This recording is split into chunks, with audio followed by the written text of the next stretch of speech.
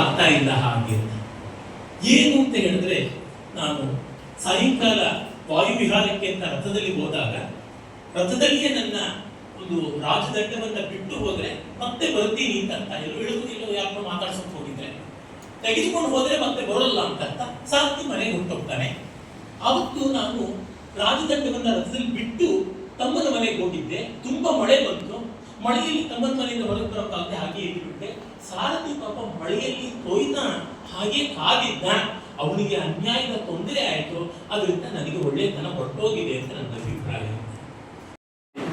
ಈ ಮೊಮ್ಮಗನಿಗೆ 80 ವರ್ಷ ಆದ್ರೂ ನಾನು ಇರ್ತೀನಿ ಅಂತ, ಆಮೇಲೆ ನೀನು ಕೇಳು ಅಂತ.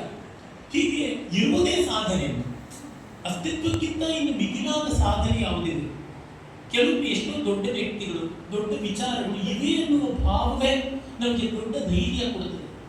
ಆವುದನ್ನು ಕಾಣದೊಡ ಮಳ್ತಿಯೂ ನಂಬಿಹುದು ಆ ವಿಚಿತ್ರಕ್ಕೆ ಮಣಿಯೋ ಮಂಕುತಿಮ್ಮ ಅಂತಂದಂತೆ ಅವರು ಇದಾನೆ ಎನ್ನುವ ಭಾವ ನಮಗೆ ಎಷ್ಟೋ ಧೈರ್ಯವನ್ನ ಕೊಡುತ್ತದೆ. ಅದಕ್ಕಿಂತ ಇನ್ನೇನು ಬಲ ಬೇಕಿಲ್ಲ ಅನ್ನುವಂತೆ ಮಾಡುತ್ತದೆ. ಹೀಗೆ ಆ ಸತ್